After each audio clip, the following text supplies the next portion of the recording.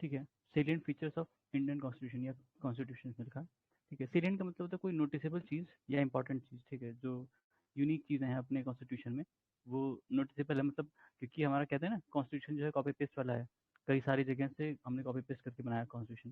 तो कुछ चीज़ें लेकिन यूनिक हैं, नोटिसेबल हैं, जिनको कई लोगों ने पॉइंट आउट किया है, जो भी कॉन्स्टिट्यूशनल एक्सपर्ट हैं उन्होंने पॉइंट आउट किया है। तो वो देखते हैं इसमें क्या क्या है। ठीक है, जैसे पहले मैंने बताया कि बोरोड कॉन्स्टिट्यूशन है, कई जगह से कॉपी किया है। ठीक है, कॉन्स्टिट्यूशन अडॉप्ट हुआ था 1949 में, और एक मतलब कई सारे अमेंड जब से कॉन्स्टिट्यूशन अडॉप्ट हुआ 1949 में, उसके बाद कई सारे चेंजेस आए, चेंजेस मतलब अमेंडमेंट्स। ठीक है, तो उसमें सबसे भयंकर था 42nd, जिसमें जिसको एक मिनी कॉन्स्टिट्यूशन कहते हैं। काफ़ी चीज़ें चेंज कर दी गई थी इसमें, ऑल्दो कई चीज़ें फिर 43rd और 44th में रिवर्ट किए गए, खासकर 44th में। ठीक है, केशवानंद भारती केस आया था 1973 में, ये मतलब इसके पहले ही था 42nd के। ठीक है, इसमें कहा गया था कि कॉन्स्टिट्यूशन को अमेंड करने की पावर पार्लियामेंट के पास है। ठीक है, पहले पता था ना, एक डिबेट थी कि कॉन्स्टिट्यूशन को कौन अमेंड कर सकता है, क्योंकि कॉन्स्टिट्यूशन तो बनाया था किसने, कॉन्स्टिट्यूएंट असेंबली ने। कॉन्स्टिट्यूएंट असेंबली ने कॉन्स्टिट्यूशन बनाया था, अब वो तो डिसॉल्व हो गई। ठीक है, तो कॉन्स्टिट्यूशन को पावर चेंज करने की पावर भी कॉन्स्टिट्यूशन असेंबली के पास थी।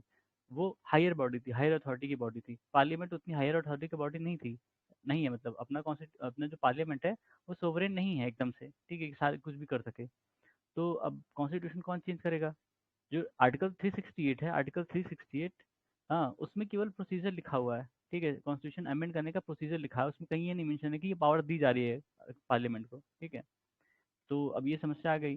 तो जो पिछले केसेस थे उसमें सुप्रीम कोर्ट ने एक में कहा कि अमेंड कर सकते हैं, एक में कहा कि नहीं कर सकते हैं। ठीक है, तो अब इसमें दिक्कत ये हो गई कि फिर बाद में यही केस होते होते केशवानंद भारती पे आए। केशवानंद भारती में कहा कि अमेंड कर सकते हैं।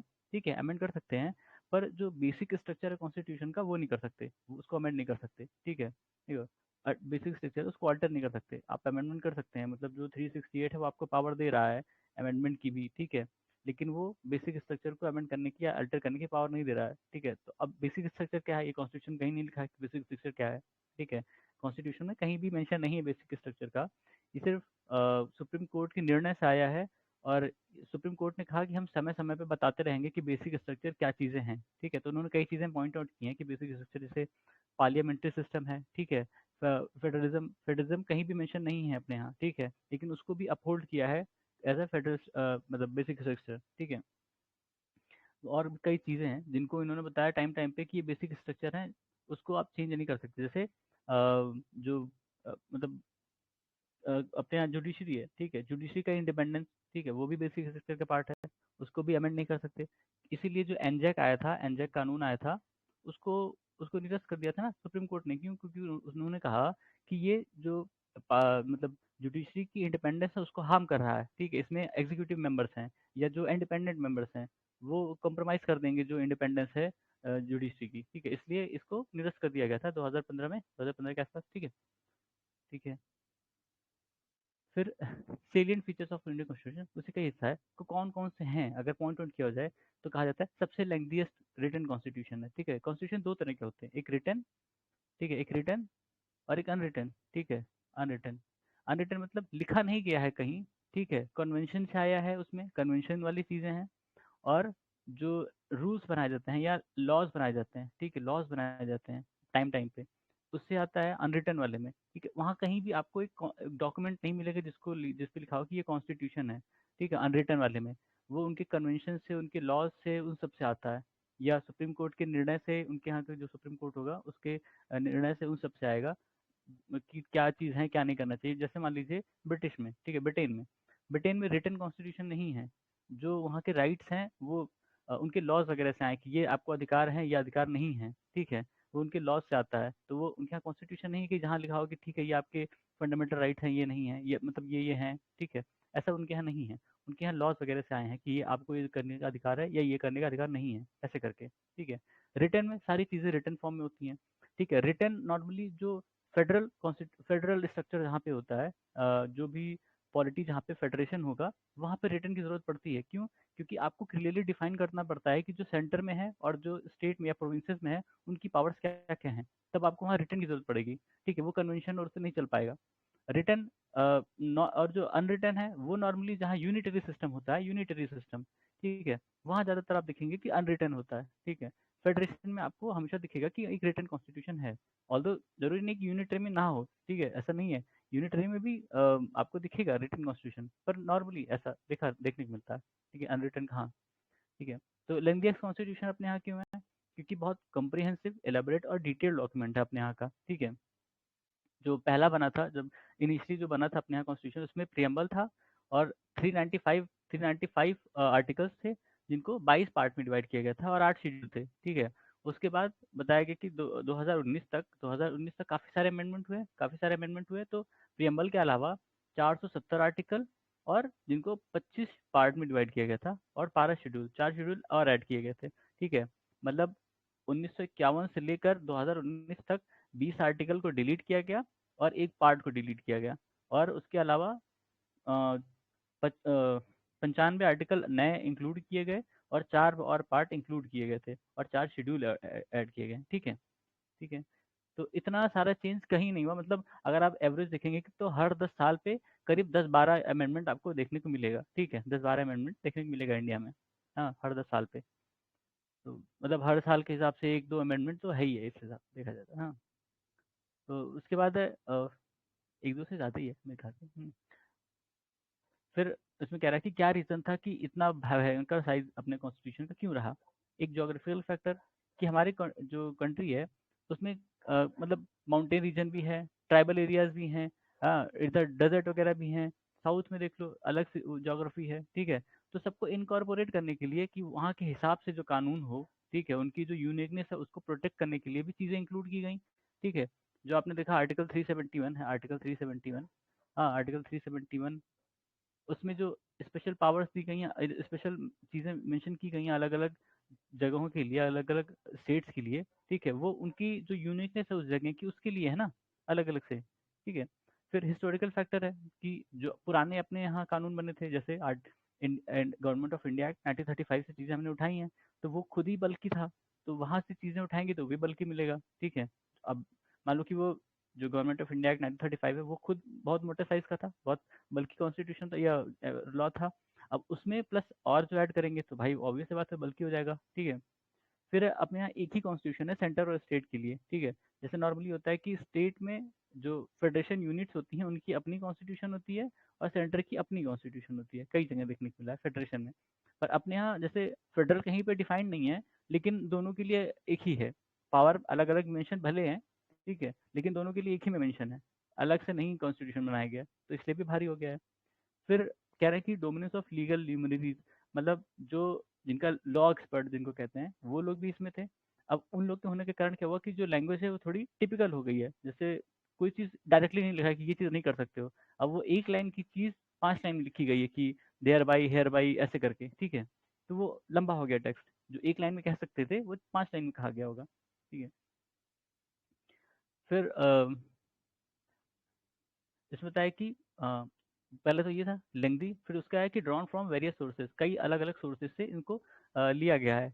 मतलब जैसे हमने देखा कि हमारे यहाँ सबसे पहले तो जैसे ब्रिटेन से ही लिया गया था, ठीक है, ब्रिटेन से लिया गया, फिर यूएस के कॉन्स्टिट्यूशन से लिया गया, आयरस ईरान के रहे, सॉरी, आयरिश मतलब आयरलैंड, ठीक है, आयरलैंड की अरे यार, आयरलैंड आयरलैंड सॉरी, आयरलैंड की कॉन्स्टिट्यूशन से लिया गया, ठीक है, साउथ अफ्रीका के कॉन्स्टिट्यूशन से, जर्मन की कॉन्स्टिट्यूशन से, जापान के कॉन्स्टिट्यूशन से, हर जगह से अलग अलग जो उनको यूनिक फीचर्स लगती थी वो हमने उठाई, ठीक है, वो हमने ली और उसको अपने में इंकॉर्पोरेट किया। अब ऑब्वियस सी बात है जब आप कई जगह से लोगे, ठीक है, तो वो जो भी चीज़ बनेगी वो बड़ी ही बनेगी ना, छोटी थोड़ी रहेगी, क्योंकि आपको सबके जो इंपॉर्टेंट या स्पेशल फीचर्स थे उसको इंक्लूड करना था इसमें कि कुछ रह ना जाए, ठीक है। ये डर था कि मान लो कि उनके यहाँ कोई स्पेशल चीज़ है, स्पेशल फीचर्स है उनके कॉन्स्टिट्यूशन में, हमने उनको नहीं इंकॉर्पोरेट किया तो रह जाएगा इंडिया में, हमको देखने के लगे कह रहे यार उनके पास तो ये था, हम कर सकते थे, अब हम किया नहीं इस चीज़ से, ठीक है। तो इसीलिए बी आर अम्बेडकर ने इसको कहा कि ransacking all the known constitution of the world. तो इन्होंने जितने भी उस समय के नोन कॉन्स्टिट्यूशन थे सबको उठापटक किया और देखा कि उसमें क्या इंपॉर्टेंट है और उसको फिर इनकॉर्पोरेट किया, ठीक है।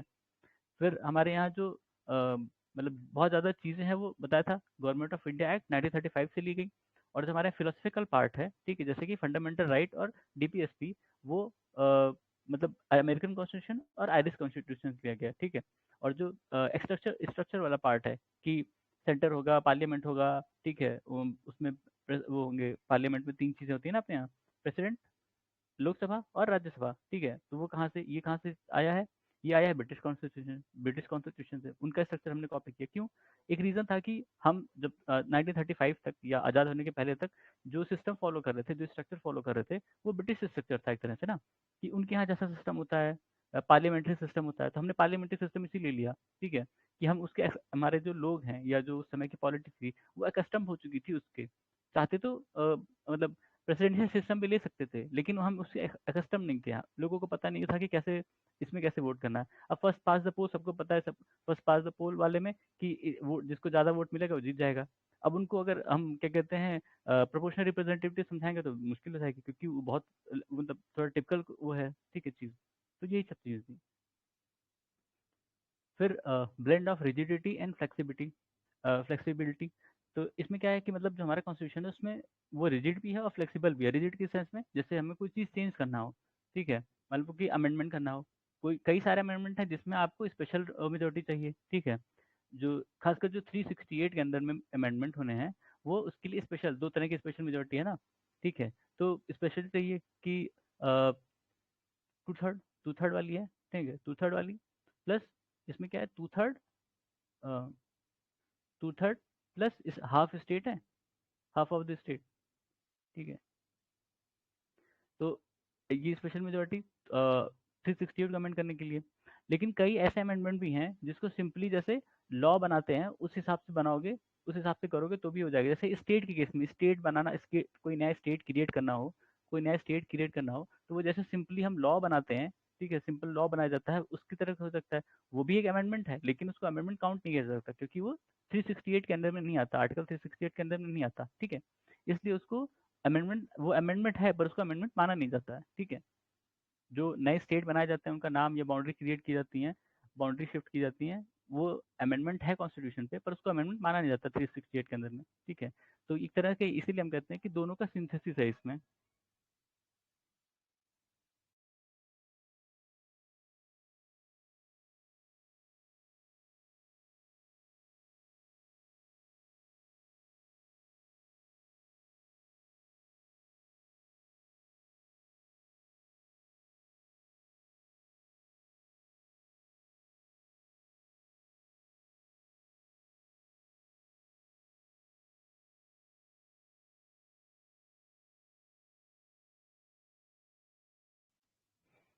ठीक है, तो इसमें सिंथेसिस ऑफ बोथ बता रहा है कि जैसे स्पेशल मेजोरिटी भी चाहिए और सिंपल भी, ठीक है। तो अलग अलग चीज़ें हैं। फिर उसके बाद फेडरल सिस्टम विद यूनिटरी बायस। अपने यहाँ फेडरलिज्म कहीं लिखा नहीं है, ठीक है। और दो हर जगह हमने देखा, इवन जो सुप्रीम कोर्ट है उसने भी कई बार फेडरलिज्म का बात कही, और जो कॉन्स्टिट्यूशन है मतलब जो मतलब जो निर्णय होते हैं उनके सुप्रीम कोर्ट के, उसमें आपने फेडरेशन का कई बार जिक्र पाया होगा। हम पढ़ते भी हैं फेडरलिज्म के बारे में कि हमारे यहाँ जो सेंटर की पावर है, स्टेट की पावर है, अलग अलग डिवाइड है, ठीक है। इनके लिए कुछ अलग सब्जेक्ट है, इनके लिए कुछ अलग सब्जेक्ट है, और इसके अलावा जो कॉन्करेंट सब्जेक्ट हैं जिसपे दोनों लोग लॉ बना सकते हैं, ठीक है, कॉन्करेंट में। लेकिन ये कहीं मेंशन नहीं है कि हम इंडिया जो है वो फेडरेशन है, ठीक है, फेडरेशन है। इंडिया फेडरेशन वैसे नहीं है, मतलब टर्म, लेकिन जो पावर डिवीजन है उस टर्म में है, ठीक है। इसलिए अपने यहाँ कहीं लिखा नहीं है कॉन्स्टिट्यूशन में कि हम फेडरेशन है। इवन जो हमारा हमारा प्रीएम्बल है उसमें सारी चीज़ें लिखी है ना, कि रिपब्लिक, सोशलिस्ट, सेकुलर, हाँ, पर इसमें फेडरेशन नहीं लिखा है, फेडरलिज्म नहीं लिखा है, ठीक है। ये बात याद रखना। तो यूजुअल फीचर में यही सब बताया। तो डिवीजन ऑफ पावर, ठीक है, written constitution, supremacy of constitution, rigidity of constitution, independent judiciary and bicameralism, ये सब किसके फीचर हैं? ये सब मतलब जो फेडरेशन है उसके फीचर्स होते हैं, ठीक है, फेडरेशन के फीचर होते हैं ये सब, ठीक है, ये सब फेडरेशन के फीचर हैं। कि क्योंकि बताया था कि जो अगर जहाँ पे सेंटर और स्टेट दो अलग अलग इंटिटी हैं, तो उनके लिए दो अलग अलग पावर वो चाहिए होंगे, सब्जेक्ट की वो उस पर रूल बना सकें, ठीक है। अब इनके लिए अलग कुछ होगा, इनके लिए कुछ अलग होगा। तो अगर वो लिखा नहीं है कहीं एक जगह, तो हमेशा कॉन्फ्लिक्ट होता रहेगा दोनों में, ठीक है। एक मिनट यार।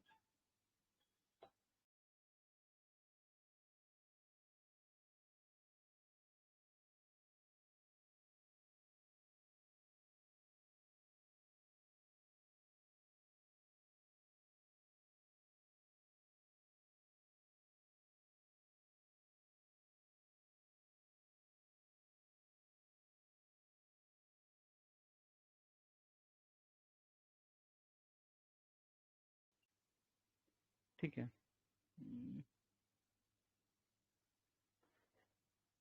फिर इसमें मतलब कई सारे नॉन फेडरल फीचर्स भी हैं, जैसे स्ट्रॉन्ग सेंटर है अपने यहाँ, सिंगल कॉन्स्टिट्यूशन है, सिंगल सिटीजनशिप है, फ्लेक्सिबिलिटी ऑफ कॉन्स्टिट्यूशन है, ठीक है, और इंटीग्रेटेड जुडिशरी है, अपॉइंटमेंट जो गवर्नर का अपॉइंटमेंट होता है वो सेंटर करता है, ऑल इंडिया सर्विसेज हैं, इमरजेंसी प्रोविजंस हैं। ये सारे एक तरह से नॉन फेडरल या यूनिटरी फीचर्स है ना, कि जो फेडरेशन को एक तरह से कैंसिल करते हैं। जिस चीज़ में जिस चीज़ में इस स्टेट को रूल बनाना चाहिए, ठीक है, उसमें सेंटर भी इंटरफेयर कर रहा है, ठीक है, सेंटर भी इंटरफेयर कर रहा है। जैसे सिंगल सिटीजन, आपने यूएस के बारे में पढ़ा होगा कि यूएस में एक सिटीजनशिप होती है जो उनके फेडरेशन की होगी, और एक होगी जो उस पर्टिकुलर स्टेट की होती है, ठीक है, वो बाय डिफॉल्ट होता है खैर, लेकिन उनको चाहिए होता है, ठीक है, दोहरी नागरिकता जिसको कहते हैं हिंदी में, ठीक है। इंटीग्रेटेड जुडिशरी सिस्टम, मतलब हमने देखा कि जैसे यूएस में जो फेडरेशन है, अलग अलग जो उनके यहाँ प्रोविंसेस हैं, उनकी खुद की सुप्रीम कोर्ट होती है ना। हमारे यहाँ एक ही सुप्रीम कोर्ट है, इंटीग्रेटेड है, सुप्रीम कोर्ट नीचे हाई कोर्ट, फिर डिस्ट्रिक्ट कोर्ट, ऐसे करके हैं। तो हमारे यहाँ एक ही उसमें चलता है सीक्वेंस में, लेकिन इनके यहाँ अलग है, स्टेट की अलग होगी और सेंटर की अलग होगी, मतलब जो फेडरेशन है उसकी अलग होगी, ठीक है। तो ये चीज़ें हमारे यहाँ नहीं है, तो ये नॉन फेडरल फीचर्स हैं, हमारे यहाँ दोनों फीचर्स मिक्स हैं, फेडरेशन वाले भी और नॉन फेडरेशन वाले भी, ठीक है, दोनों ही हैं हमारे यहाँ दोनों फीचर्स मिलेंगे आपको, ठीक है। और इसमें बता रहा है कि फेडरेशन जो है वो कहीं लिखा नहीं है, और आर्टिकल 1 में क्या लिखा है, union of state. Union of state मतलब कि हम एग्रीमेंट से नहीं आए हैं। जो यूएस में जो स्टेट्स हैं अलग अलग, ठीक है, टेक्सास हो गया और न्यूयॉर्क हो गया, ये सब अलग अलग जो स्टेट्स हैं, वो किससे आए हैं, वो एग्रीमेंट से आए हैं, एग्रीमेंट से, ठीक है। 50 स्टेट हैं यूएस में, उन सब ने एग्रीमेंट किया कि हम एक फेडरेशन में आ रहे हैं, ठीक है। तो फेडरेशन एक फेडरल गवर्नमेंट होगी और स्टेट की अपनी गवर्नमेंट होगी, उनके अपने लॉज होंगे, अपने कॉन्स्टिट्यूशन होगा, अपनी नागरिकता होगी, ठीक है। वो बाय डिफ़ॉल्ट दूसरे पे नहीं माना जाता कि अगर यहाँ पे कोई चीज़ सही है तो यहाँ भी सही होगा, नहीं, वहाँ अलग लॉ होगा, ठीक है, फेडरेशन में अलग लॉ लॉ होगा, ठीक है। लेकिन अपने यहाँ ऐसा नहीं है, अपने यहाँ यूनियन ऑफ स्टेट है, मतलब जो हमारे यहाँ जो अलग अलग स्टेट हैं, वो इंडस्ट्री मतलब वो मतलब कह सकते हो कि वो किसी एग्रीमेंट से नहीं आए हैं, उनको बस क्रिएट किया गया है कि कई सारे अलग अलग स्टेट हैं, वो उनको होल्डिंग टुगेदर कहते हैं, होल्डिंग टुगेदर, वो एक साथ हैं, ऐसा, ठीक है। फिर होल्डिंग टुगेदर अपने केस में था, पता नहीं, देखते हैं। फिर मतलब ये कह रहा है कि जो इंडियन फेडरेशन है वो किसी एग्रीमेंट से नहीं है, हाँ। और कोई भी जो स्टेट है, मतलब कि मान लो कि तमिलनाडु का केरला है या कोई भी स्टेट है, वो अलग नहीं हो सकता, क्योंकि एग्रीमेंट से नहीं आए हैं। जैसे यूएस के केस में है कि अलग अलग स्टेट एक साथ आए हैं, तो वो अपना मान लो कि एग्रीमेंट कैंसिल कर दिया कि नहीं, हम यूएस के साथ नहीं रहेंगे, हम अलग रहेंगे, इंडिपेंडेंट रहेंगे, जो भी है उनका, तो वो सेसीड कर सकते हैं, वो अलग हो सकते हैं। हमारे यहाँ नहीं ये केस है, हमारे यहाँ स्टेट्स बनाए या बिगाड़े जा सकते हैं, मतलब वो अगर नया स्टेट बनाना, जैसे हमने देखा आंध्रा आंध्रा को फाड़ के दो बनाया गया, ठीक है, तेलंगाना और आंध्र प्रदेश, और आंध्र प्रदेश पहले था, आंध्र प्रदेश में से ही तेलंगाना निकला, ठीक है। तो बन सकता है, अब मान लो कि बाद में ये कहना कि नहीं नहीं, हम ये कैंसिल कर रहे हैं तो तेलंगाना को मिला लिया इसमें आंध्रा में, ठीक है, वो भी हो सकता है। लेकिन ये नहीं हो सकता कि आंध्र प्रदेश कहे कि नहीं हम अलग देश बनेंगे, हम इंडिया से जा रहे हैं, यूनियन ऑफ इंडिया छोड़ रहे हैं, नहीं हो सकता ऐसा, ठीक है, ऐसा पॉसिबल नहीं है। तो इसलिए भी कई जो जो कॉन्स्टिट्यूशनल एक्सपर्ट थे, उन्होंने अलग अलग व्याख्या की है इंडिया के फेडरेशन की। जैसे हमारा यहाँ कहते हैं वो कि federation in form but unitary in spirit, हमारे यहाँ जो मतलब फेडरेशन है, ये फेडरल है, federal in form but unitary in spirit, या क्वासी फेडरल जिसको कहते हैं, इसको कहा था केसी वेयर ने, ठीक है। ये स्टेटमेंट याद रखना, ये जो टीचर्स देते हैं खासकर उनको ये इंपॉर्टेंट, उनके लिए इंपॉर्टेंट है, ये उसमें पूछ लेते हैं कि ये स्टेटमेंट किसका था, फेडरेशन को लेके या किसी भी चीज़ को लेके। तो ये स्टेटमेंट जैसे अलग अलग जो कॉन्स्टिट्यूशन एक्सपर्ट्स हैं, उन्होंने कई चीज़ों के बारे में कमेंट किया है, तो ये उन्हीं में से है कि federal in form but unitary in spirit, या क्वाजी फेडरल, ये केसी वेयर का था। बार्गेनिंग फेडरलिज्म, ये मॉरिस जोन्स का था। कोऑपरेटिव फेडरलिज्म, ठीक है, ये ग्रैनुअल अस्टिन का है। फेडरेशन विद सेंट्रलाइजिंग टेंडेंसी, इसको कहा था आइवर जेनिंग ने, ठीक है। अलग अलग जो कॉन्स्टिट्यूशनल एक्सपर्ट थे, उन्होंने अपनी राय दी है इंडिया के फेडरलिज्म के बारे में, ठीक है। हमारा फेडरलिज्म मतलब प्योर सेंस में फेडरलिज्म नहीं है, ये क्वाजी फेडरल माना जाता है, मतलब कुछ फेडरलिज्म के कुछ फीचर्स हैं और काफ़ी सारे यूनिटरी फीचर्स हैं, या नॉन फेडरलिज्म के फीचर्स हैं, ठीक है, ठीक है। फिर पार्लियामेंट्री फॉर्म ऑफ गवर्नमेंट, ये भी एक तरह का सेलियंट फीचर है अपने यहाँ, क्यों?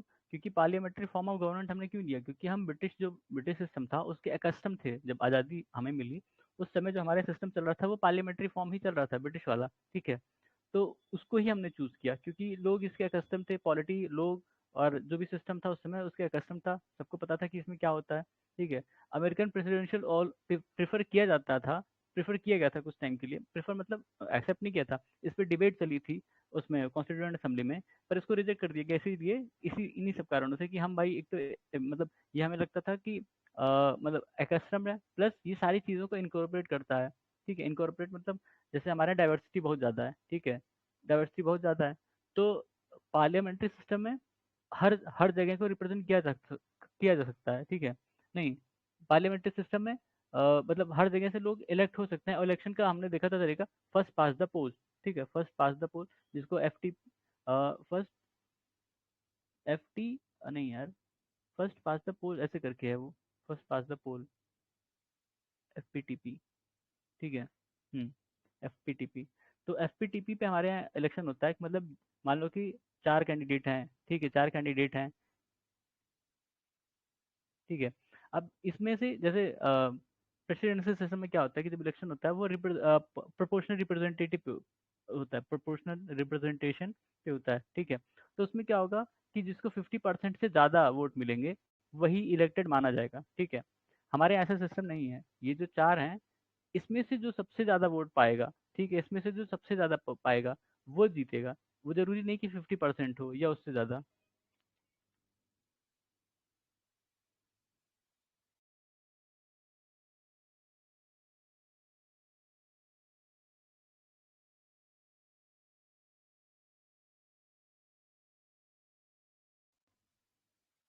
ठीक है, तो उसमें पार्लियामेंट्री फॉर्म में यही था, पार्लियामेंट्री फॉर्म ऑफ गवर्नमेंट कि ठीक है, हमने इसलिए चुना क्योंकि हम उसके अकस्टम थे।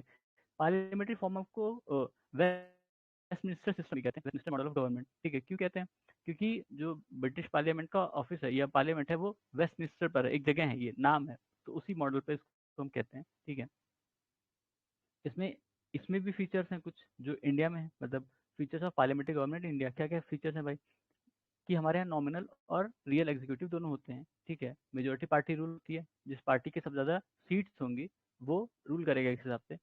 फिर कलेक्टिव रिस्पॉन्सिबिलिटी है, जो एग्जीक्यूटिव है वो लेजिस्लेटिव को कलेक्टिव रिस्पॉन्सिबल है, मतलब किसी भी एक मंत्री के अगर ऊपर मतलब नो कॉन्फिडेंस वोट लाया गया और नो कॉन्फिडेंस मोशन, ठीक है, और वो पास हुआ तो पूरी की पूरी सरकार जाती है, ठीक है, एक लोग नहीं जाएंगे, इसलिए कलेक्टिव रिस्पॉन्सिबिलिटी, ठीक है। मेंबरशिप ऑफ मिनिस्टर इन जो मतलब मिनिस्टर हैं उनको एमएलए होना, मतलब एमएलए कह रहे हैं, हाँ एमएलए या एमपी, मतलब स्टेट के केस में एमएलए और सेंटर के केस में एमपी होना जरूरी है। वो 6 महीने तक ही बिना इलेक्टेड रह सकते हैं, 6 महीने तक। उसके बाद उनको जरूरी है कि वो उस हाउस के मेंबर बने, किसी भी, चाहे वो अगर वो स्टेट के केस में है तो लेजिस्लेटिव असेंबली या लेजिस्लेटिव काउंसिल के केस, ठीक है। और अगर सेंटर के केस में है तो लोकसभा या राज्यसभा, ठीक है, लोकसभा या राज्यसभा, ठीक है, दोनों में से एक के मेंबर होना जरूरी है। 6 महीने तक ही बिना मेंबरशिप के वो रह सकते हैं मंत्री, अदरवाइज उनको रिजाइन करना पड़ेगा, ठीक है। फिर लीडरशिप ऑफ प्राइम मिनिस्टर और चीफ मिनिस्टर, ठीक है। जिस भी हाउस का मेंबर होगा वो प्राइम मिनिस्टर या चीफ मिनिस्टर जो है अपने केस में, मान लो कि वो लोकसभा का हाउस है, लोकसभा का मेंबर है या राज्यसभा का मेंबर है, तो उसका लीडर माना जाएगा कौन? पीएम, जो पीएम होगा, ठीक है। और स्टेट के केस में वो अगर लेजिस्लेटिव असेंबली से है या लेजिस्लेटिव काउंसिल से, अगर असेंबली से है तो असेंबली का लीडर माना जाएगा, और अगर काउंसिल से तो काउंसिल का लीडर माना जाएगा, ठीक है, ठीक है। फिर dissolution of lower house, Lok Sabha या असेंबली, ठीक है, जो लोअर हाउस होता है वो अपने यहाँ डिसॉल्व होता है, ठीक है। अपर हाउस चाहे वो लेजिस्लेटिव काउंसिल के केस में हो या राज्यसभा के केस में हो, वो डिसॉल्व नहीं होता, उसके उनके मेंबर का टर्म खत्म होता है और फिर नए मेंबर इलेक्ट होते हैं, लेकिन वो हाउस नहीं डिसॉल्व होता, ठीक है, डिसॉल्व, ठीक है, वो हाउस डिसॉल्व नहीं होता, ठीक है। हमारे यहाँ बताया कि जो हमारे यहाँ का पार्लियामेंट्री सिस्टम है ब्रिटिश पैटर्न पर बेस्ड है, ठीक है, लेकिन कुछ डिफरेंसेस हैं, क्या? कि हमारे यहाँ का जो पार्लियामेंट है वो सोवरेन है, नहीं है, सोवरेन सोवरेन नहीं है। क्यों? हमारे यहाँ चेक और बैलेंस पे चीज़ें चलती है ना, चेक और बैलेंस पे, चेक एंड बैलेंसेस, ठीक है।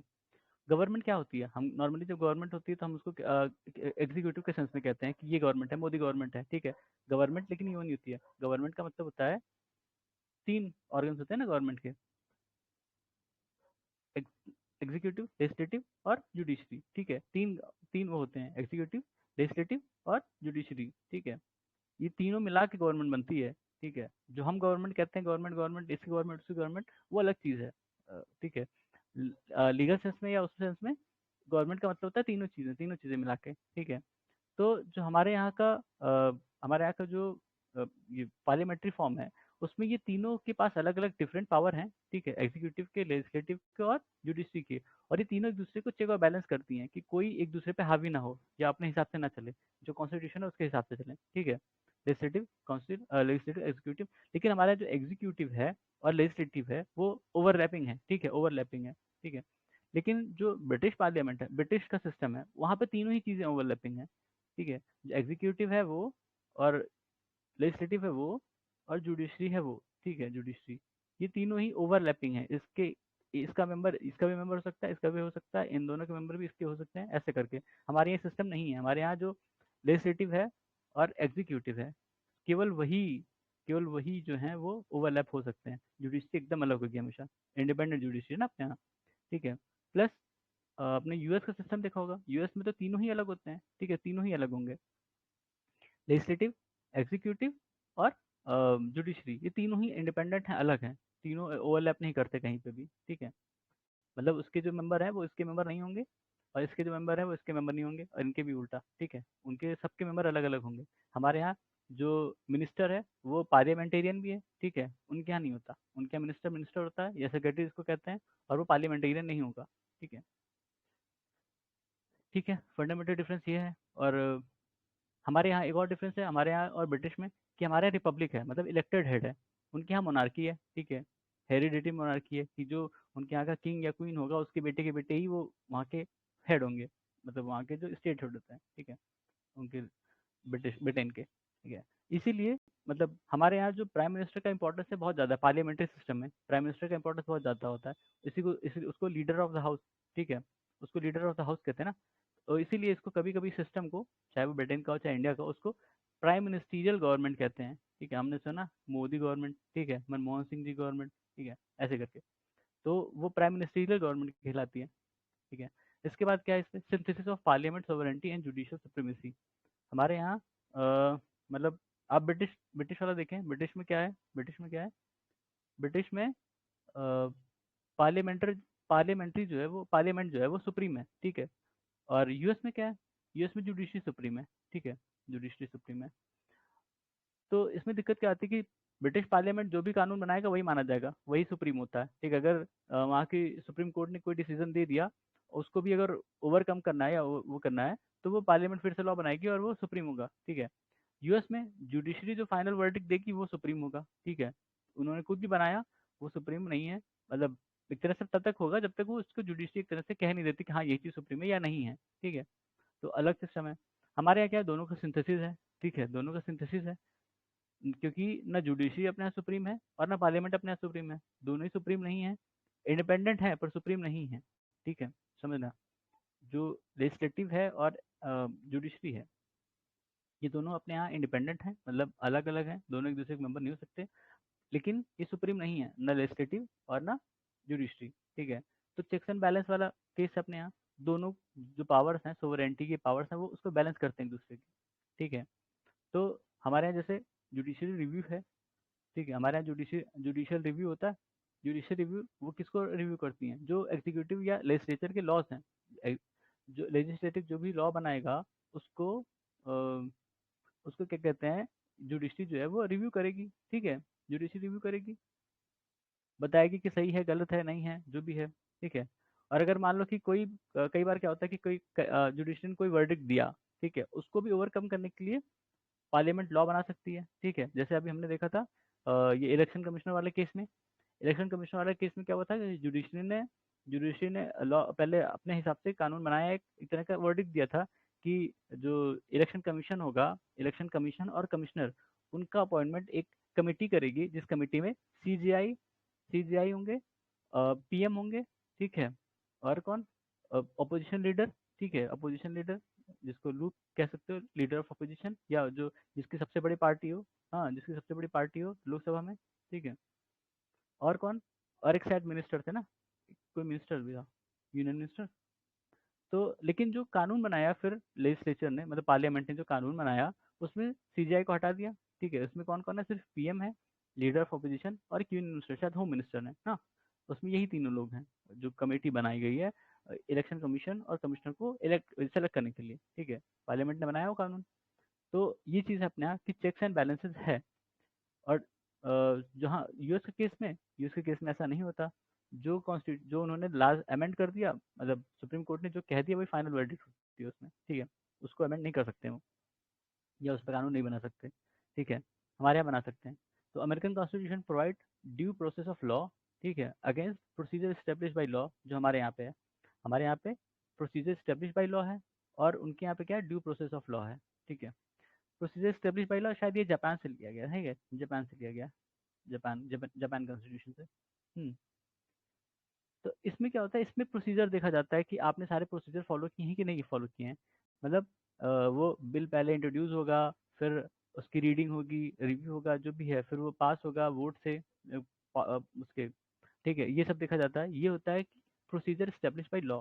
ठीक है, जो प्रोसीजर है वो लॉ लॉ जो मतलब प्रोसीजर है वो लॉ से हुआ है कि नहीं हुआ है। या कोई भी जब आपको कानून करना हो, कोई भी चीज़ें होनी है, तो वो लॉ उसके लिए बनाओगे, फिर वो चीज़ आप फॉलो करोगे। ठीक है, तो इसमें क्या चीज़ गलत हो जाता था, इसमें ये चीज़ की जो इंटेंशन है, इंटेंशन कोई भी कानून बनाने का, ठीक है, वो मिसिंग था, वो पार्ट मिसिंग था।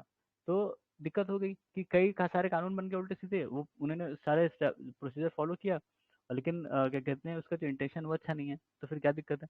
तो फिर इसमें इन्होंने जो है यूएस के जो था ड्यू प्रोसेस ऑफ लॉ, ठीक है, उसको वहां से इंटरप्रेट किया, चीज़ों को इंटरप्रेट करने शुरू किया कि जो आप कानून बना रहे हो ठीक है, वो प्रोसीजरली सही है, जो बना रहे हो वो सही है, मतलब प्रोसीजर के हिसाब से, पर उसका इंटेंशन कैसा, अच्छा है कि खराब है, या क्या है, इंटेंट क्या है उसका।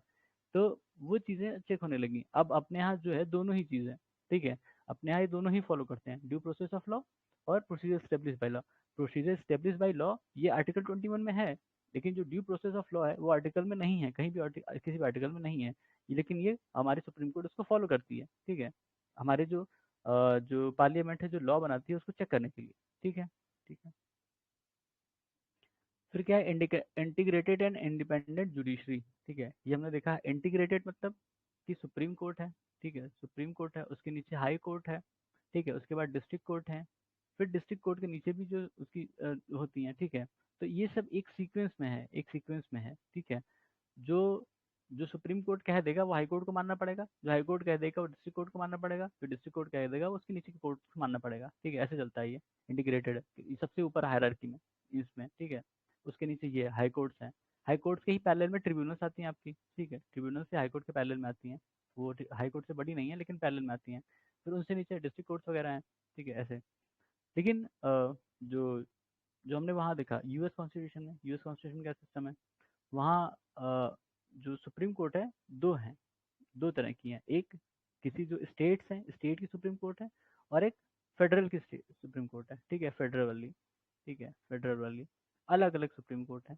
तो ये स्टेट के लिए है, स्टेट के लॉज को बताएंगे, और ये फेडरल वाली है। ठीक है, फेडरल, जो फेडरल मतलब पूरे कंट्री के लिए है वो। ठीक है, ये स्टेट के लिए है केवल। ठीक है, तो वो हाई कोर्ट नहीं है, वो स्टेट की सुप्रीम कोर्ट है अलग अलग। ठीक है, हर हर स्टेट की अपनी सुप्रीम कोर्ट है, वो अलग सिस्टम है वहाँ पे। तो हमारे यहाँ क्या है कि जो जुडिशल सिस्टम है हमारे यहाँ इंटीग्रेटेड भी है और इंडिपेंडेंट भी है।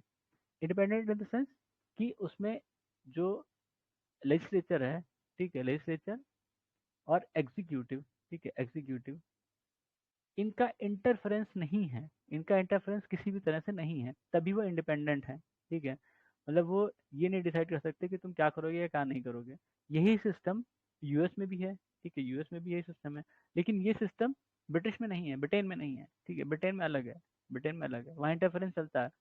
क्यों? क्योंकि वहाँ जो मेंबर्स हैं जुडिशरी के, और एग्जीक्यूटिव और लेजिस्लेचर, वो सारे ही एक एक बंदा इन तीनों का मेंबर हो सकता है, मतलब वो एग्जीक्यूटिव में भी है, और लेजिस्लेचर में भी है, वो जुडिशरी में भी है।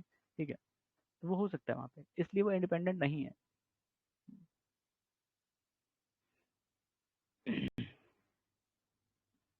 देखो, अपने हाई कोर्ट के नीचे सबऑर्डिनेट कोर्ट्स होती हैं, जैसे डिस्ट्रिक्ट कोर्ट हुए या अदर लोअर कोर्ट हुए। ठीक है, जो इन्फोर्स करती हैं सेंट्रल लॉज को। ठीक है, यूएसए में क्या होता है, फेडरल लॉज को इन्फोर्स करने के लिए फेडरल जुडिशरी है, स्टेट लॉज को इन्फोर्स करने के लिए स्टेट जुडिशरी है। हमने देखा था अभी, ठीक है, कि हर स्टेट की अपनी अपनी सुप्रीम कोर्ट होगी, ठीक है, सुप्रीम कोर्ट लोआ, सुप्रीम कोर्ट ऑफ टेक्सास, ऐसे करके, ठीक है, अलग अलग। कैलिफोर्निया की अलग सुप्रीम कोर्ट होगी। अभी वो जैसे वर्डिक्ट आया था ना अबॉर्शन वाला, तो अलग अलग जगह पे अलग अलग वर्डिक्ट आए थे, वो कन्फ्लिक्टिंग था, ठीक है। ऑल्दो फेडरल कोर्ट ने क्लियरिफाई किया, वो सबके लिए था, लेकिन जो कोर्ट जो स्टेट्स हैं, अलग अलग कोर्ट स्टेट में आपने देखा होगा अलग अलग वर्डिक्ट आई हैं। तो उस स्टेट में वो चीज़ माना जाएगा या नहीं माना जाएगा वो अलग बात है, लेकिन जब फेडरल में आ गया तो सारी चीज़ सबके लिए हो जाएगा, ठीक है।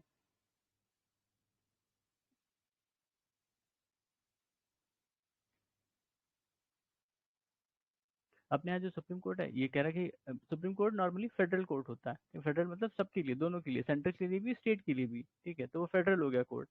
और ये हाईएस्ट कोर्ट होती हैं जो फंडामेंटल राइट, जो लोगों के फंडामेंटल राइट है, और उसको भी प्रोटेक्ट करती हैं और कॉन्स्टिट्यूशन को भी प्रोटेक्ट करती हैं, क्योंकि जो प्रेसिडेंशियल सिस्टम है, प्रेसिडेंशियल सिस्टम में हम दो फॉलो करते हैं ना, फेडरल और स्टेट, फेडरल और स्टेट, उनके लॉज, हाँ उनके लॉज।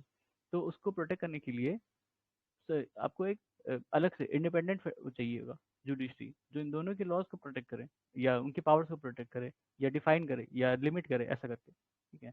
अगर पावर कहीं पे रिटर्न है, ठीक है, अगर किसी को बताया जाता है कि आप ये कर सकते हैं, ये कर सकते हैं, ठीक है, तो इसका मतलब है कि वो ये भी बता रहा है कि आप बाकी चीज़ें नहीं कर सकते हैं, ठीक है। एक तरह से वो अगर लिमिट कर रहा है, कोई कोई पावर डिफाइन कर रहा है, तो वो आपकी पावर लिमिट भी कर रहा है, ठीक है, समझ आए। फिर फंडामेंटल राइट्स, ये भी यूनिक फीचर है, एक तरह से नोटिसेबल है। तो हमारे यहाँ जो राइट टू इक्वलिटी है वो आर्टिकल 14 to 18, ठीक है, right to freedom 19 to 22, against exploitation 23 से 24, फ्रीडम ऑफ रिलीजन 25 से 28, culture cultural and education right 29-30, और right to constitution remedies article 32। Equality का मतलब, ठीक है, चीज़ों में समानता, ठीक है, रहने खाने नौकरी वगैरह में, या सरकार आपसे भेद नहीं कर सकती, ठीक है, कुछ चीज़ों में भेद नहीं कर सकती, सिटीजन से सिटीजन में भेद नहीं कर सकती, जो सरकार के लॉज हैं या सरकार है, ठीक है। तो वो एक राइट टू इक्वलिटी हो गया। फ्रीडम मतलब कि आप क्या क्या कर सकते हैं, उसमें बताया ना कि राइट टू स्पीच, लाइवलीहुड, और कहीं भी घूमने की या एसोसिएशन की, ठीक है, ये सारी चीज़ें आप कर सकते हैं, फ्रीडम दिया गया है इसके में। अगेंस्ट एक्सप्लॉइटेशन मतलब कोई आपको फोर्स नहीं कर सकता कोई चीज़ करने के लिए, ठीक है।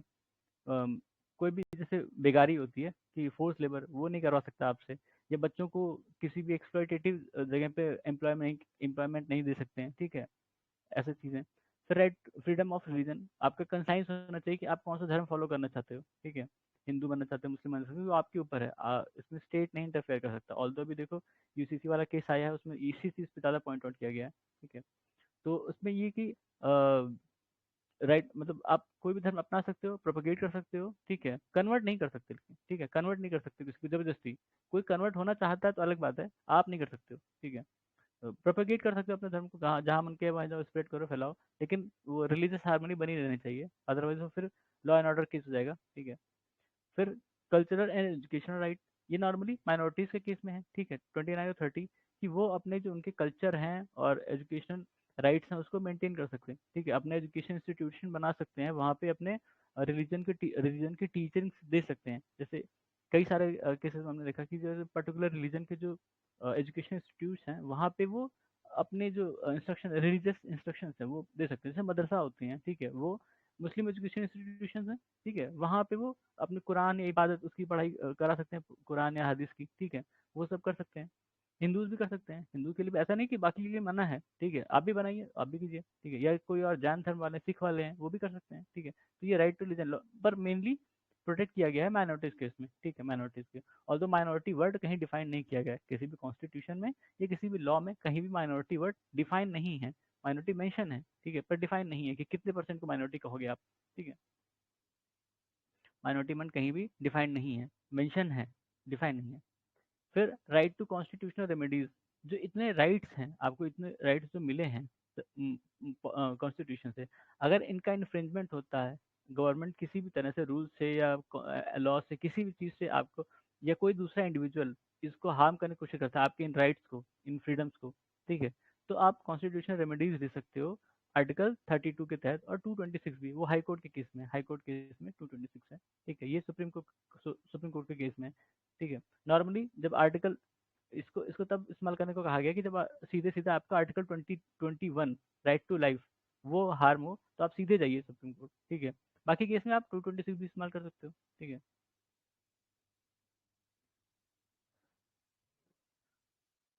ठीक है, लिखा है कि fundamental rights are mean to promote the idea of political democracy, ठीक है। ठीक है, ये जो एग्जीक्यूटिव हैं और लेजिस्लेचर हैं उनकी पावर्स पर लिमिट करता है, ठीक है। ठीक है, दो तरह के अभी हम इसमें शायद आगे हो देखेंगे कि दो तरह के होते हैं, पॉजिटिव और नेगेटिव, ठीक है। पॉजिटिव और नेगेटिव राइट। पॉजिटिव का मतलब होता है, पॉजिटिव का मतलब है कि ये जो सरकार है, पॉजिटिव वाले में क्या है कि जो गवर्नमेंट है या एग्जीक्यूटिव लेजिस्लेचर है, उनको कोई चीज इनिशिएट करना पड़ेगा, ठीक है। इनिशिएट ही करना पड़ेगा, इनिशिएट करना पड़ेगा कि आप जो सिटीजन है वो अपने राइट्स को एंजॉय कर सकें, अपने राइट्स को एंजॉय कर सकें, ठीक है। ये पॉजिटिव वाले में होता है। निगेटिव में क्या होता है, निगेटिव राइट्स जो हैं वो, निगेटिव में क्या होगा कि जो जुडिशरी जो लेजिस्लेचर या एग्जीक्यूटिव है, उनको म्यूट रहना पड़ेगा कि वो कुछ करे ना, ताकि हम एंजॉय कर सकें अपनी जो फंडामेंटल राइट्स हैं, ठीक है। निगेटिव में उनको म्यूट रहना पड़ेगा ये, और पॉजिटिव में उनको इनिशिएट करना पड़ेगा, ठीक है। अब मान लो कि राइट टू एक्सेस है, एक तरह का राइट है, राइट टू एक्सेस। अब राइट टू एक्सेस जो डिसेबल्ड पर्सन है, ठीक है, अब वो भाई उनकी, अब उनके लिए आप अगर रैंप वाली चीज़ें नहीं बनाओगे कि उनकी व्हील चेयर जा सके, तो वो कैसे एक्सेस कर लेगा चीज़ों को, ठीक है। तो यहाँ पे इनको इनिशिएटिव करना पड़ेगा ना, जैसे गवर्नमेंट है उनको इनिशिएटिव लेना पड़ेगा कि भाई तुम जो सरकारी बिल्डिंग्स है वहाँ पे रैंप बनाओ, लिफ्ट बनाओ, कि वो भी उसको एक्सेस कर पाए, ठीक है। तो वो पॉजिटिव हुआ, पॉजिटिव राइट। नेगेटिव में मतलब जैसे हमारे फ्रीडम्स हैं, हम कुछ भी बोल सकते हैं, कर सकते हैं, लेकिन एक लिमिट में ना, ठीक है, लिमिट में। तो वहाँ पे सरकार को कोई ऐसा कानून नहीं बनाना चाहिए कि हमारी जो फ्रीडम ऑफ एक्सप्रेशन है वो हर्ट हो, ठीक है। तो वो निगेटिव राइट हुआ, ठीक है। और कोई भी एग्रीव पर्सन है वो सुप्रीम कोर्ट जा सकता है, और सुप्रीम कोर्ट क्या करेगी, रिट्स इशू करेगी। अलग अलग रिट्स हैं, habeas corpus, mandamus, prohibition, certiorari, quo warranto, ठीक है। ये सारे रिट्स हैं जो आपके राइट्स को रिस्टोर करती हैं, ठीक है। ये रिट्स जो है सुप्रीम कोर्ट के अलावा हाई कोर्ट भी इशू कर सकती है, हाई कोर्ट भी करती है जब आप आर्टिकल 226 के तहत जाएंगे उसके पास, ठीक है। फिर directive principle of state policy, अब इसमें क्या है, ठीक है। बी आर अम्बेडकर ने कहा कि ये नोबल फीचर्स हैं, नोबल फीचर्स अपने कॉन्स्टिट्यूशन के, और ये पार्ट 4 में अपने कॉन्स्टिट्यूशन के, ठीक है।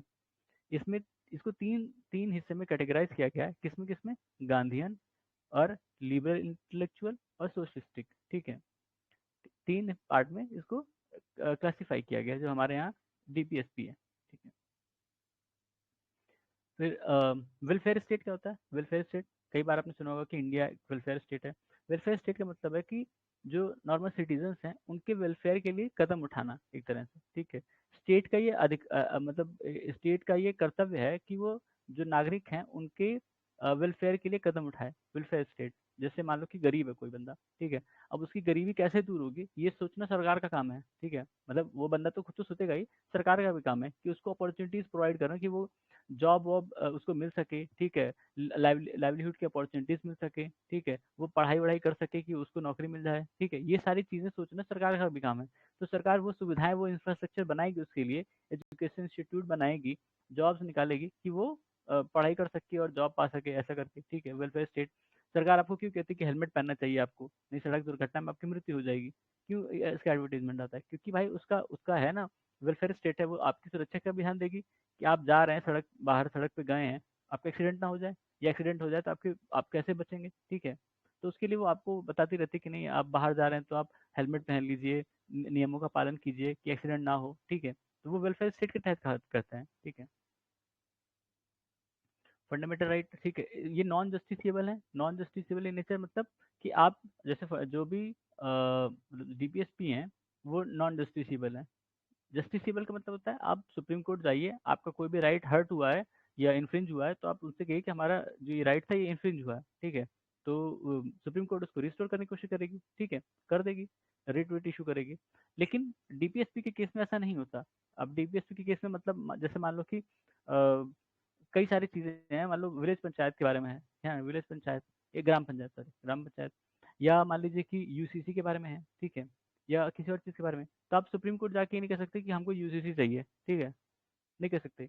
नॉन जस्टिसेबल है, मना कर देगा, सुप्रीम कोर्ट कहेगा ये एग्जीक्यूटिव का काम है या लेजिस्लेचर का काम है कि वो कानून बनाएंगे, ठीक है, नॉन जस्टिसेबल।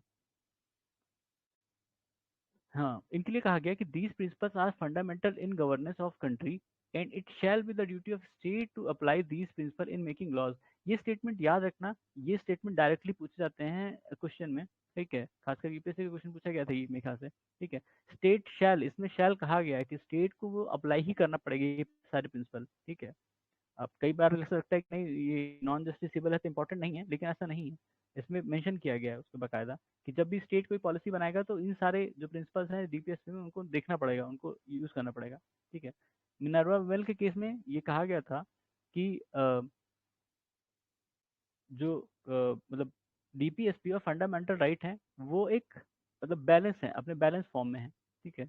मतलब हमेशा हम सोचते हैं कि शायद एफआर ज़्यादा इंपॉर्टेंट है, ठीक है, एफआर ज़्यादा इंपॉर्टेंट है इन कंपेरिजन टू डीपीएसपी, ठीक है, डीपीएसपी, ठीक है, पर ऐसा नहीं है। मिनर्वा मिल्क केस में 1980 इसमें सुप्रीम कोर्ट ने कहा कि एक बहुत अच्छा बैलेंस है, एक मतलब जो हमारा इंडिया का कॉन्स्टिट्यूशन है वो एक फंडामेंटल राइट और डीपीएसपी की बैलेंस पर टिका हुआ है, ठीक है, उनके दोनों के बैलेंस पर टिका हुआ है, मतलब कोई भी किसी की सुप्रीमेसी नहीं है। क्यों? ये केस कैसे, मतलब ये कहाँ से आया था निर्णय? जैसे मान लो कि जमींदारी सिस्टम थी पहले, ठीक है, जमींदारी सिस्टम थी, तो जमींदार के पास बड़े बड़े खेत थे, ठीक है, बड़े बड़े खेत थे, तो जो उसके बाद सरकार आई, मतलब आज़ादी के बाद, सोशलिज्म ट्रेड था थोड़ा सा, सोशलिज्म, ठीक है। सोशलिज्म में क्या होता है कि सबके पास समान चीज़ें, समान रिसोर्सेज, अपॉर्चुनिटी सब कुछ समान हो, ठीक है।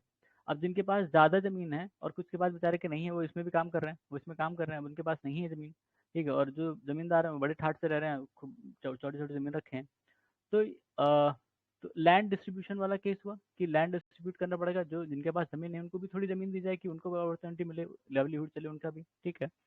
अब पहले था जो प्रॉपर्टी का अधिकार था, वो कॉन्स्टिट्यूशनल अधिकार था, ठीक है, मतलब फंडामेंटल राइट था इतना, right to property, right to property, right to property, ठीक है, राइट टू प्रॉपर्टी, ये फंडामेंटल अधिकार था। Hmm, right to property fundamental अधिकार था। तो अब इस केस में जब किसी का फंडामेंटल राइट है तो उसको सरकार नहीं ले सकती। अब ये जमीन मान लो कि रीडिस्ट्रीब्यूट करनी है, ठीक है, अब ये किसी एक बंदे की है तो उसका तो मौलिक अधिकार है ये जमीन, तो कैसे ले सकती है? तो उन्होंने क्या किया, इसको हटाया पहले, ठीक है, राइट टू प्रॉपर्टी हटाया, ठीक है, राइट टू प्रॉपर्टी हटाने से क्या हुआ कि अब ये मौलिक अधिकार हट गया, अब उसका लीगल राइट हो गया ये, ठीक है, कॉन्स्टिट्यूशनल और लीगल राइट हो गया। अब वो चाहे तो इसको अपने अधिकार में लेके इसको रीडिस्ट्रीब्यूट कर सकते हैं, ठीक है। तो इसमें क्या हुआ, जो फंडामेंटल राइट था उसको डीपीएसपी से बैलेंस किया गया ना। डीपीएसपी क्या है, समानता वाला, ठीक है, सोशलिस्ट जो फीचर्स हैं डीपीएसपी में हैं, उसको इम्प्लीमेंट करने के लिए फंडामेंटल राइट को हटाया गया, ठीक है, fundamental right, right to property वाला हटाया गया, ठीक है, ताकि इसको इम्प्लीमेंट किया जा सके सोशलिज्म की जो वैल्यूज हैं। फिर फंडामेंटल ड्यूटीज, अपने यहाँ जो फंडामेंटल ड्यूटीज थी वो ओरिजिनल कॉन्स्टिट्यूशन नहीं थी, वो अमेंडमेंट्स आई थी इमरजेंसी के टाइम, 42nd अमेंडमेंट में इंट्रोड्यूस किया गया था। स्वरण सिंह कमेटी बैठी थी एक, उसने ही कुछ मतलब कुछ मेंशन किए थे, स्वरण सिंह कमेटी ने रिकमेंडेशन दी थी कुछ फंडामेंटल ड्यूटीज की, जिसको 86 कॉन्स्टिट्यूशन अमेंडमेंट में एक और था, 42nd में इंक्लूड किया गया और 86 में एक और बढ़ाया गया था। कौन सा, शायद राइट टू एजुकेशन वाला है ना, एजुकेशन वाला उसमें इंक्लूड किया गया था 86 में, ठीक है। तो ये स्वरण सिंह कमेटी इंदिरा गांधी के टाइम बैठी थी और इसको, इसने जो रिकमेंडेशन दी थी फंडामेंटल ड्यूटीज की, कई सारी रिकमेंडेशन थी, ठीक है, उसमें वोट नहीं देने पर पनिशमेंट का भी प्रावधान था ऐसा, ठीक है, लेकिन सारी चीज़ नहीं मानी गई, कुछ चीज़ें मानी गई, शायद 10 मानी गई थी, ठीक है, 10 मानी गई थी, बाद में एक और ऐड हुई थी 11, ठीक है, 11वीं चीज़ जो थी वही 86 अमेंडमेंट से 2002 में ऐड की गई थी एक और, एजुकेशन वाला था शायद, ठीक है। तो ये 42nd कॉन्स्टिट्यूशन अमेंडमेंट में आया था ये चीज़, जो हमारे यहाँ का फंडामेंटल ड्यूटीज़ है, फंडामेंटल ड्यूटीज़ पार्ट 4A में आया है, ठीक है। इसमें कितनी हैं, अच्छा एक ही आर्टिकल है जिसमें 11 फंडामेंटल ड्यूटीज़ हैं, शुरू में 10 थी, बाद में एक और जोड़ी गई थी, ठीक है। फिर सेकुलर स्टेट अपने यहाँ सेकुलरिज्म, जो सेकुलर मेंशन है प्रीएम्बल में वो पहले नहीं था, ठीक है, और कहीं डिफाइन नहीं कि सेकुलर क्या होगा, कॉन्स्टिट्यूशन में कहीं डिफाइन नहीं कि सेकुलर मतलब क्या, ठीक है। प्रीएम्बल में मेंशन है, प्रीएम्बल में जब अमेंडमेंट हुआ था 42nd अमेंडमेंट में, तो उसमें मैं ये इंक्लूड किया था वर्ड सेकुलर, ठीक है। सोशलिस्ट और सेकुलर दो वर्ड इंक्लूड किए गए थे, उसमें से एक था ये सेकुलर स्टेट, ठीक है। तो वहाँ से आया ये, वही 42nd अमेंडमेंट में सेकुलर वर्ड इंक्लूड किया गया, इसके साथ एक सोशलिज्म इंक्लूड किया गया था, ठीक है, 1976 में, ठीक है। सेकुलरिज्म का अगर मतलब देखें ना तो होता है कि separation of state from religion, ठीक है। सेकुलरिज्म जो है, सेकुलरिज्म, सेकुलरिज्म क्या है? Separation of state, separation of state या स्टेट, ठीक है, स्टेट फ्रॉम, ओरिजिनली क्या था? चर्चेस, ठीक है, चर्चेस, क्योंकि ये वहां से लिया गया यूरोप से, अपने यहाँ रिलीजन कर दिया, ठीक है, रिलीजन कर दिया है। सेकुलरिज्म की कहानी ये है कि यूरोप में जो कंट्रीज थी, या मतलब पहले तो रजवाड़े होते थे ना सब, किसी न किसी मोनार्क के अंडर में थे। तो मोनार्क जो था वो चर्च के चर्च से इन्फ्लुएंस होता था हर चीज में, ठीक है। चर्च बहुत चीजें डिफाइन करता था कि क्या आपके यहाँ कानून बनेगा, कैसा कानून बनेगा, सब कुछ वो डिफाइन करता था। तो वहाँ पे फिर प्रोटेस्टेंट मूवमेंट शुरू हुआ। प्रोटेस्टेंट, प्रोटेस्टेंट किसके खिलाफ हुआ था? चर्च के खिलाफ, ठीक है। प्रोटेस्टेंट मूवमेंट चर्च के खिलाफ शुरू हुआ था, ठीक है। अब उसमें क्या हुआ कि इनका ये था कि जो सरकार, जो एडमिनिस्ट्रेशन है या गवर्नमेंट है, उसमें चर्च का इंटरफेरेंस नहीं होना चाहिए, ठीक है, चर्च का इंटरफेरेंस नहीं होना चाहिए।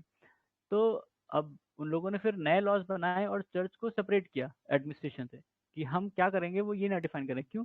जो पहले इनके यहाँ मतलब क्या कहते हैं, प्रॉपर्टी लेना, प्रॉपर्टी का अधिकार जो था वो चर्च डिफाइन करता था, ठीक है। वो कहता था ये सिन है, आपको प्रॉपर्टी या मनी मनी एमास नहीं करना चाहिए, ठीक है, सिन है। लेकिन अब जो नई जनरेशन आई, जो रिवोल्यूशन के बाद, इंडस्ट्रियल रिवोल्यूशन के बाद, उसको तो भाई पैसे से मतलब था ज़्यादा, ठीक है। तो वो इसके खिलाफ हो गई कि तुम ऐसा कैसे कर सकते हो।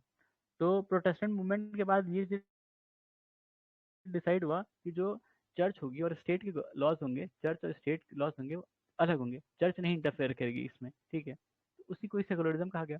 अपने यहाँ भी यही चीज़ आया बाद में, जब हमने सेकुलरिज्म अपनाया तो हमने कहा कि हम सारे ही रिलीजन को एक जैसा ट्रीट करेंगे, ठीक है। चाहे वो हिंदू हो, चाहे वो मुस्लिम हो, चाहे जैन हो, ठीक है, सिख हो, सबको हम एक जैसा ट्रीट करेंगे। हमारे यहाँ का जो सेकुलरिज्म है, ठीक है। और किसी के साथ भी भेदभाव नहीं करेंगे, किसी भी रिलीजन के। स्टेट का कोई अपना रिलीजन नहीं होगा, ठीक है, स्टेट कोई भी रिलीजन फॉलो नहीं करेगा खुद।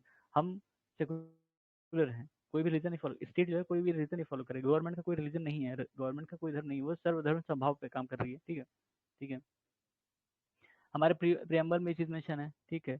और हमारे यहाँ ये भी सबको पावर वो दी गई है, अधिकार, कि वो कोई भी रिलीजन फॉलो कर सकते हैं, कोई भी बिलीफ या फेथ या वर्शिप फॉलो कर सकते हैं, ठीक है। और जो है इसमें भी आर्टिकल 14 में मेंशन है कि सबको इक्वल प्रोटेक्शन है, चाहे वो किसी भी धर्म का होगा, वही मतलब है, चाहे वो किसी भी धर्म का होगा उसको इक्वल प्रोटेक्शन है। और किसी के खिलाफ भी डिस्क्रिमिनेशन नहीं होगा, ठीक है, रीजन ग्राउंड ऑफ रिलीजन, ये आर्टिकल 15 में मेंशन है। फिर इक्वलिटी ऑफ अपॉर्चुनिटी है कि सबको एम्प्लॉयमेंट भी मिलेगी समान अधिकार के साथ, ठीक है। मतलब किसी के खिलाफ धर्म के आधार पर मतभेद नहीं होगा कि तुम इस धर्म के हो तो तुम्हें ये जॉब या एक अपॉर्चुनिटी नहीं मिलेगी, ठीक है। ये आर्टिकल 16 में है। फिर आर्टिकल 25 में है कि वो अपना, कोई भी बंदा अपना रिलीजन प्रोफेस, प्रैक्टिस या प्रोपेगेट कर सकता है, ठीक है। बताया था कि बस कम्युनल हार्मनी नहीं हर्ट होनी चाहिए, अदरवाइज कर सकता है। और उनको कन्वर्ट होने का अधिकार है, कन्वर्ट होने का अधिकार है, कन्वर्ट करने का अधिकार नहीं है, ठीक है। कन्वर्ट होने का अधिकार है कि आप किसी भी धर्म में कन्वर्ट हो सकते हो, लेकिन आप किसी को कर नहीं सकते, ठीक है, कर नहीं सकते हो सकते हो। आप मुस्लिम बनना चाहते हो, जैन सिख कुछ भी बनना चाहते हो, बन सकते हो। लेकिन आप किसी को बनाना चाहते हो तो नहीं, गलत है वो, ठीक है। फिर every religious domination or any of its section shall have right to manage its, ये आर्टिकल 26, ठीक है। वो अपने रिलीजियस अफेयर मैनेज कर सकते हैं, और उनको कोई टैक्स नहीं देना होगा अपने रिलीजन का प्रमोशन या उसको फॉलो करने में, ठीक है। कोई टैक्स नहीं पड़ता, जैसे पहले पड़ता था ना, जिजिया, जजिया, जो इस्लामिक रूलर्स मांगते थे, वो ऐसा कुछ नहीं है अपने यहाँ, ठीक है। फिर जो स्टेट की जो एजुकेशन इंस्टीट्यूशंस हैं, ठीक है, जो स्टेट ओन्ड एजुकेशन इंस्टीट्यूशंस हैं, वहाँ पे किसी तरह का रिलीजियस इंस्ट्रक्शन नहीं दिया जा सकता, ठीक है, ठीक है। वहाँ किसी तरह का रिलीजियस इंस्ट्रक्शन नहीं देते हैं, आर्टिकल 28 है। फिर कोई भी जो सेक्शन है, कोई भी रिलीजियस सेक्शन है, वो अपने जो उनकी डिस्ट्रिक्ट लैंग्वेज, स्क्रिप्ट और कल्चर है उसको प्रोटेक्ट कर सकते हैं, उसको कंजर्व कर सकते हैं, ठीक है, आर्टिकल 29 के तहत है। जितने माइनॉरिटीज़ हैं वो अपने खुद की एजुकेशन इंस्टीट्यूट इस्टेब्लिश कर सकते हैं, उनको एडमिनिस्टर कर सकते हैं, आर्टिकल 30 में, ठीक है। फिर आर्टिकल 44 में यूनिफॉर्म सिविल कोड, ठीक है, ठीक है।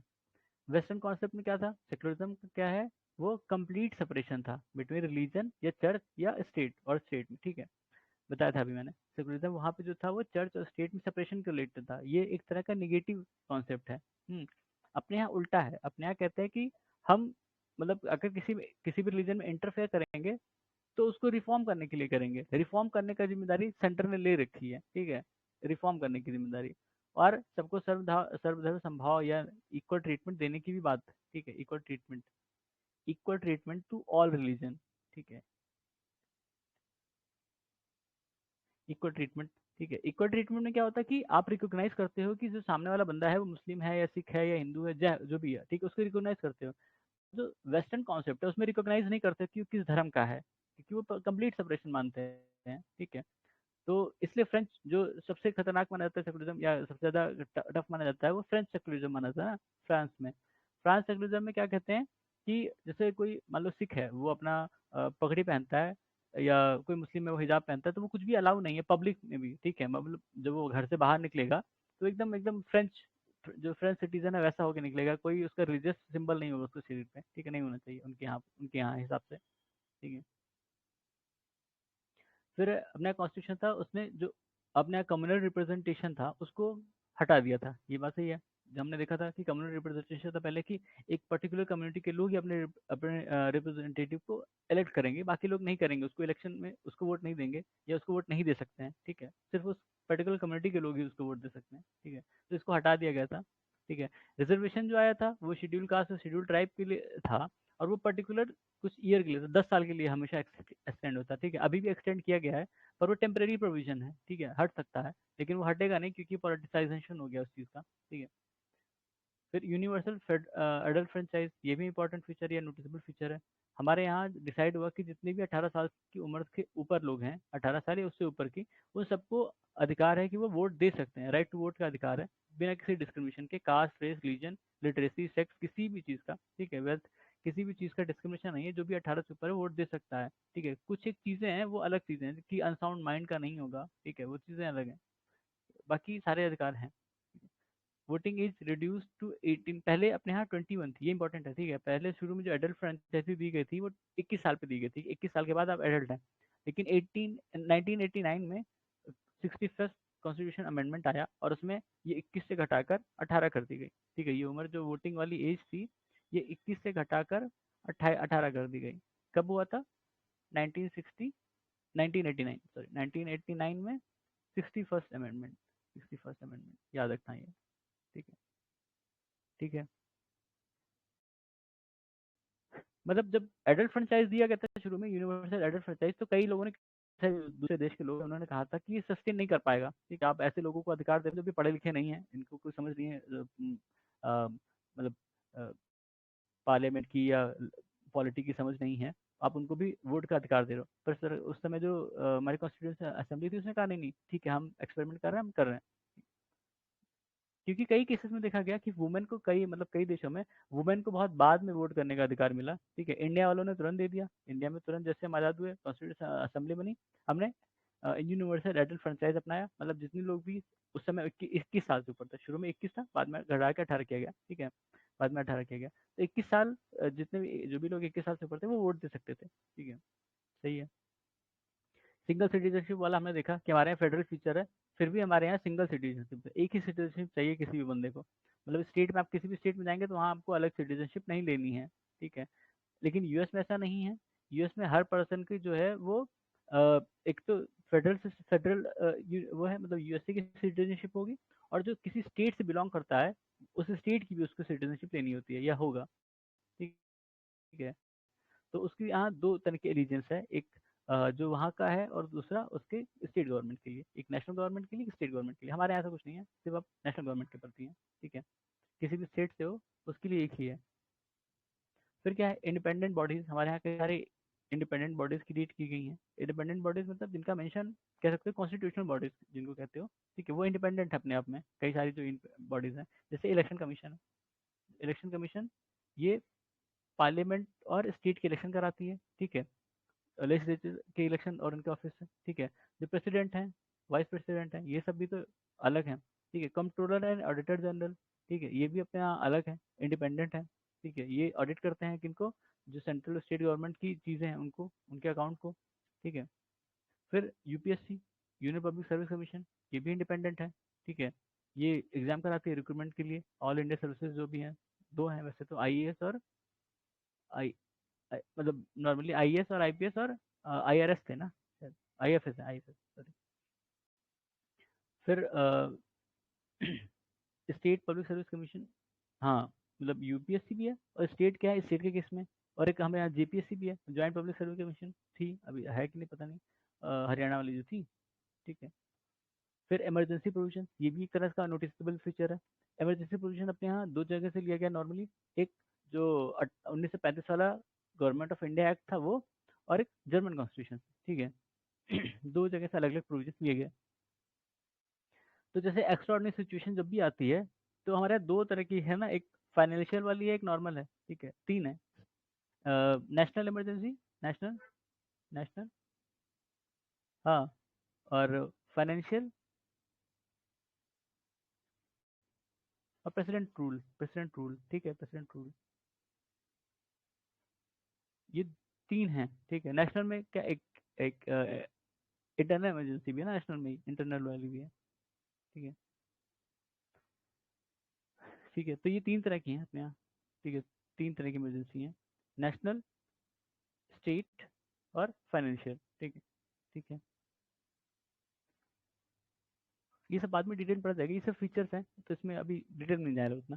थ्री टीयर गवर्नमेंट है, शुरू में टू टीयर थी, ठीक है, शुरू में टू टीयर थी, मतलब सेंटर था और स्टेट था, ठीक है। पहले दो ही थे, जो शुरू में था आपका कॉन्स्टिट्यूशन, दो ही था, सेंटर और स्टेट। बाद में तीसरा टीयर ऐड किया गया, लोकल सेल्फ गवर्नमेंट, ठीक है, लोकल सेल्फ गवर्नमेंट या अर्बन लोकल बॉडीज इनको कहते हैं, यूएलबीज, ठीक है, पीआरआईज वगैरह, ठीक है। इसमें पीआरआईज और यूएलबीज हैं, ठीक है। ये बाद में ऐड किया गया था थर्ड वाला, ठीक है, 73rd और 74th कॉन्स्टिट्यूशन अमेंडमेंट से। और इसमें मतलब पहले दो टीयर था, बाद में तीन टीयर गया, यानी तीसरा वाला लोकल गवर्नमेंट जो है, ठीक है। 73rd वाला कब आया था, 1992 में। इसमें पंचायती राज या पीआरआई हम कहते हैं, वो आया था। और एक नया पार्ट ऐड किया गया था, नौवां वाला, और एक शेड्यूल 11वां वाला ऐड किया गया था। फिर 74th आया, वो भी 1992 में, ठीक है। और इसमें क्या मिला, इसमें भी पार्ट 9 है, ठीक है, और शेड्यूल 12 ये ऐड किए गए, ठीक है।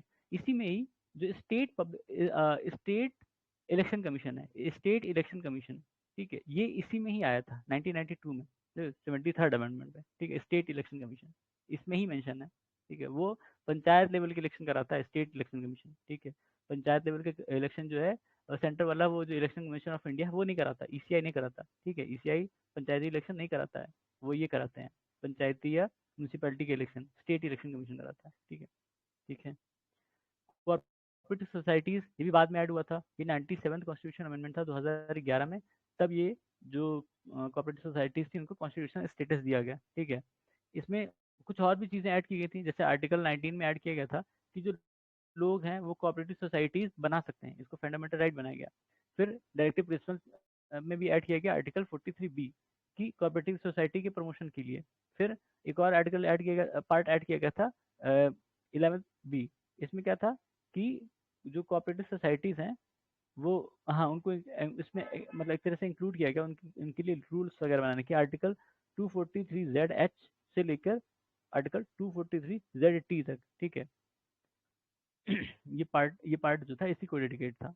अभी इसमें फिर एक निर्णय आया था सुप्रीम कोर्ट का कि इसमें दो पार्ट थे ना, कोऑपरेटिव सोसाइटीज में जो एक्ट आया था, उसमें एक एक्ट था कि वो कोऑपरेटिव सोसाइटी जो किसी एक स्टेट में है, और वो कोऑपरेटिव सोसाइटीज जो इंटर स्टेट में है, ठीक है, इंटर स्टेट में, ठीक है, फंक्शन कर रही हैं। तो जो सेंटर है वो केवल इसके लिए रूल बना सकता है, इंटर स्टेट वाले कोऑपरेटिव सोसाइटी के लिए, स्टेट वाले के लिए सिर्फ स्टेट वाला बना सकता है, ठीक है। तो उसमें ये पार्ट जो था इसको हटा दिया सुप्रीम कोर्ट ने, इसको ही रखा, ठीक है। जो आज जो भी हमने देखा था 2011 में जो बना था ये अमेंडमेंट एक्ट, ठीक है, उसमें ये चीज़ें सुप्रीम कोर्ट ने हटा दी ऊपर वाली, कि जो स्टेट के अंदर में है कोऑपरेटिव सोसाइटी उनको केवल स्टेट मैनेज कर सकता है, ठीक है। इंटर स्टेट वाली सेंटर कर सकता है, उसी लिए फिर कोऑपरेटिव मिनिस्ट्री बनाई गई। ठीक है, जिसके मिनिस्टर कौन है? अमित शाह। होम मिनिस्टर ही उसके कोऑपरेटिव मिनिस्टर इस समय अपने यहाँ के। ठीक है। क्रिटिसिज्म है, क्रिटिसिज्म भी उन्हीं चीज़ों को लेकर है जो चीज़ें फीचर्स हैं हमारी। ठीक है, इसको भी देख लें, ये रहने देते हैं, अभी बाद में देख लेंगे इसमें जो भी है। जो हमारे फीचर्स हैं लगभग लगभग वही क्रिटिसिज्म ही है। ठीक है, तो कोई दिक्कत नहीं है, इसको हम बाद में देख लेंगे। तब तक के लिए धन्यवाद।